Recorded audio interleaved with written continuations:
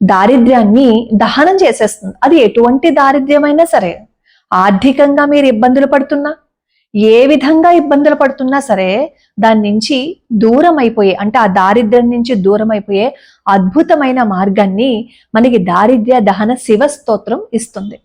ప్రతి నిత్యం 3 పూటల ఎవరైతే దీన్ని పఠిస్తారో వాళ్ళకి అద్భుతమైన జీవితం దొరుకుతుంది. బాబోయ్ నాకు భయం వేస్తోందండి అని అంటుంటారు కొంతమంది. అలా భయపడేవాళ్ళు, ప్రతి క్షణం మాకు ఇది లేదు అని చింతతో ఉండేవాళ్ళు ఈ దారిద్ర్య దహన స్తోత్రాన్ని గనక భక్తిగా చేసినట్లయితే అద్భుతమైన జీవితం దొరుకుతుంది. వెంటనే మీరు అడిగే క్వశ్చన్ ఏంటో నాకు తెలుసు, నియమాలు పాటించాలా, ఎన్ని రోజుల్లో కోరిక తీరిపోతుందండి అని. అది మనం చేసే శ్రద్ధ మీద ఆధారపడి ఉంటుంది. మనం ఎంత శ్రద్ధగా చేస్తే అంత తొందరగా, అంతే కదా.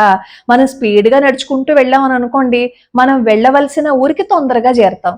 అడుగులో అడుగు వేసుకుంటూ వెళ్ళామనుకోండి కాస్త ఆలస్యం అవుతుంది. అంటే మనం చేసే పనిలో శ్రద్ధ భక్తి రెండూ కలిసి ఉంటే అప్పుడు ఎప్పుడైనా ఏ క్షణమైనా తీరిపోతుంది. మొదలుపెట్టిన వెంటనే కొంతమందికి తీరచ్చు, లేదు అంటే కొంత సమయం పట్టచ్చు, కొంతమందికి సంవత్సరాలు పట్టచ్చు, కొంతమందికి నెలలు పట్టచ్చు. కాబట్టి ఎప్పుడు తీరుతుంది అనే ప్రశ్న కాకుండా ఎంత భక్తిగా చేశాము అని చెప్పి చేస్తే అప్పుడు మనకి భగవంతుడి అనుగ్రహం ఉంటుంది. నేను ఈ స్తోత్రాన్ని రోజుకో శ్లోకంలో ఆల్రెడీ మేము చేసేసాము, అప్లోడ్ చేస్తాను ఈ సాయంత్రం.